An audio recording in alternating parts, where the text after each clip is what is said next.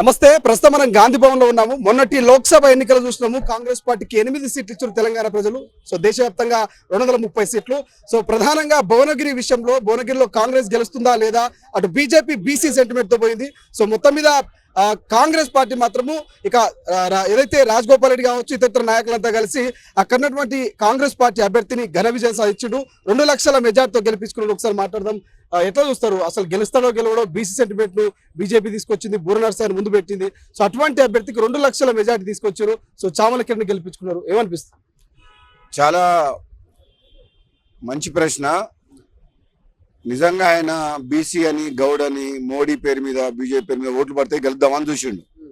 కానీ అక్కడ ground reality మాత్రం కాంగ్రెస్ పార్టీ బలంగా ఉంది. కాంగ్రెస్ పార్టీ అంటే ఆ బీసీ నినాదము, ఆ కులం నినాదము పనిచేయలేదు. నేను ఎమ్మెల్యేగా ఉన్న గతంలో పార్లమెంట్ సభ్యునిగా పనిచేసిన. ఇప్పుడు నన్ను భువనగిరి పార్లమెంట్ ఇన్ఛార్జ్ పెట్టిన కూడా చెప్పిన 2 లక్షల పైన మెజార్టీ వచ్చి తీసుకొచ్చే బాధ్యత నాది, మా ఎమ్మెల్యేలది.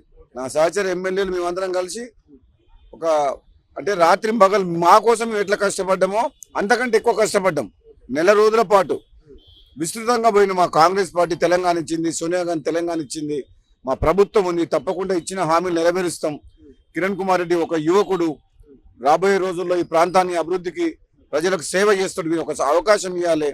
రాహుల్ గాంధీ ప్రధానమంత్రి కావాలంటే మనం కాంగ్రెస్ పార్టీ అభ్యర్థిని గెలిపించాలని చెప్పి విస్తృతంగా మేము ప్రచారం చేసినాం.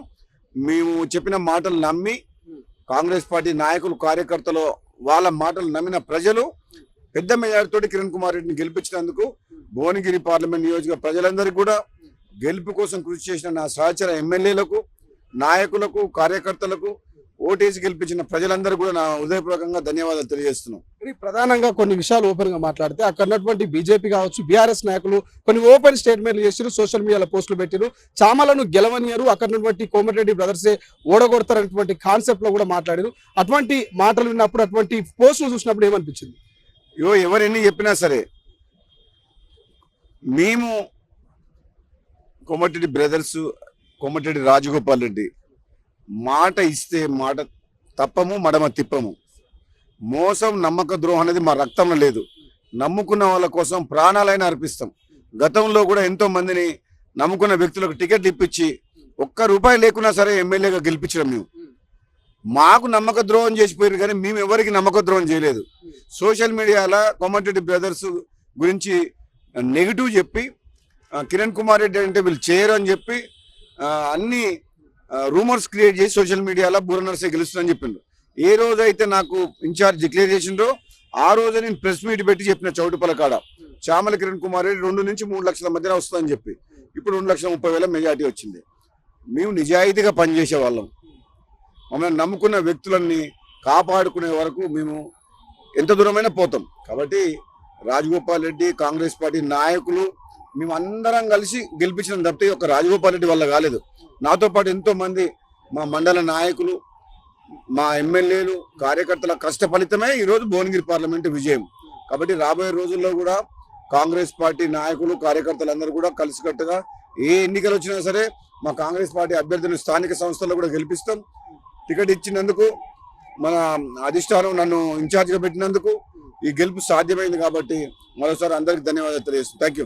ఫైనల్ గా మంత్రివర్గ విస్తరణ జరగబోతోంది. రాజగోపాల్ రెడ్డి మంత్రివర్గంలో అడుగు పెట్టబోతున్నారా? ముఖ్యమంత్రి హామీ కావచ్చు, గతంలో అసెంబ్లీలో కూడా మిమ్మల్ని కొంతమంది హేళన చేశారు ప్రతిపక్ష నాయకులు. ఏం సమాధానం? ఇప్పుడు నా ఆశయం ఒకటే, తెలంగాణ కోసం పార్లమెంట్ సభ్యునిగా 5 ఏళ్లు కష్టపడి తెలంగాణ గొంతు వినిపించి తెలంగాణ రాష్ట్ర సాధనలో కీలక పాత్ర పోషించిన పార్లమెంట్ సభ్యుల్ని. నా జీవితం ధన్యమైపోయింది తెలంగాణ సాధించినందుకు. నేను పార్లమెంట్ సభ్యునిగా ఉన్నప్పుడు తెలంగాణ రాష్ట్రం నా కృషి కూడా ఉంది. అదేవిధంగా వచ్చిన తెలంగాణ ఒక కుటుంబం చేతిలో చిక్కి అప్పుల పాలై ప్రజాస్వామ్యాన్ని కూలి చేసే విధంగా ఒక నియంతలాగా పరిపాలిస్తున్న కేసీఆర్ని గద్దె దింపాలన్న లక్ష్యంతో పనిచేసి నేను ఆ లక్ష్యం కోసం, నా ఆశయం కోసం ఈ తెలంగాణలో ప్రజాస్వామ్యాన్ని బతికించి కుటుంబ పాలన పోవాలని ప్రయత్నం చేసిన ఆశయం మళ్ళీ కాంగ్రెస్లోకి వచ్చి నా ఆశయం నెరవేరింది. రాబోయే రోజుల్లో అధిష్టానం కానీ మా పార్టీ ఏ నిర్ణయం తీసుకున్నా, ఏ పదవి ఉన్నా ఇచ్చినా సరే, మొన్న ఏదైతే మా కుటుంబం టికెట్ అడిగింది ఇవ్వకున్నా సరే చామల కిరణ్ కుమార్కి ఇచ్చిండ్రు, మమ్మల్ని ఇన్ఛార్జ్గా పెడితే నిజాయితీగా పనిచేసి గెలిపించినాం. రాబోయే రోజుల్లో కూడా పార్టీ లో కానీ ప్రభుత్వంలో కానీ ఏ బాధ్యతలు అప్పచెప్పినా తీసుకుంటాం. పదవులు ఇవ్వకుండా కానీ నిజాయితీగా పనిచేస్తాం తప్పితే ఎక్కడ కూడా మేము పార్టీ ఉల్లంఘన దాటం. పార్టీ క్రమశిక్షణ పార్టీ కార్యకర్తగా ఈ రోజు ఎట్లా పనిచేసినామో పార్లమెంట్ సభ్యునిగా రాబోయే రోజుల్లో కూడా అదే విధంగా మా కాంగ్రెస్ పార్టీని బలోపేతం చేసి మా కాంగ్రెస్ పార్టీని స్థానిక సంస్థల్లో గెలిపిస్తుంది కూడా ప్రయత్నం చేస్తాం. Thank you. కానీ చామల గెలుపుతో రాజగోపాల్ రెడ్డి మంత్రివర్గంలో అడుగు పెట్టబోతున్నటువంటి ప్రచారం మీ సోషల్ మీడియాలో మీ అభిమానులు కావచ్చు, కార్యకర్తలు పెద్ద ఎత్తున చేస్తున్నారు. మా అభిమానులు కార్యకర్తలు మా ప్రాంత ప్రజలు కోరుకుంటున్నావు నాకు మంత్రి పదవి వస్తే ఇక్కడ డెవలప్మెంట్ అవుతుంది, తప్పేం లేదు. ఒకవేళ అధిష్టానం ఆశిస్తుంటే తప్పకుండా అవుతాం. గెలిచే అవకాశం ఉందా? ఛాన్సెస్ ఉంది, అవకాశం ఉంది. Thank you so much. So ఇది మొత్తం మీద సో ఎమ్మెల్యే రాజగోపాల్ రెడ్డి గారు ఒక రకమైనటువంటి స్పష్టత ఇవ్వనట్టు మనకు తెలుస్తా ఉంది. సో ఏదైతే మొన్నటి లోక్సభ ఎన్నికల్లో భువనగిరి అభ్యర్థి అయినటువంటి చామల కిరణ్ కుమార్ రెడ్డి గెలుపులో కీలక పాత్ర వహించారు రాజగోపాల్ రెడ్డి గారు. ఇక్కడ ఇన్ఛార్జ్ ఇచ్చారు.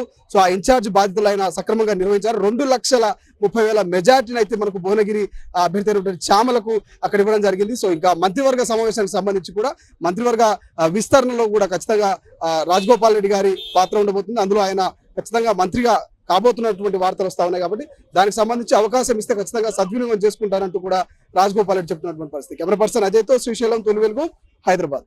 అసలైన తొలి వెలుగు. ఫాలో వాట్సాప్ @తొలి వెలుగు official.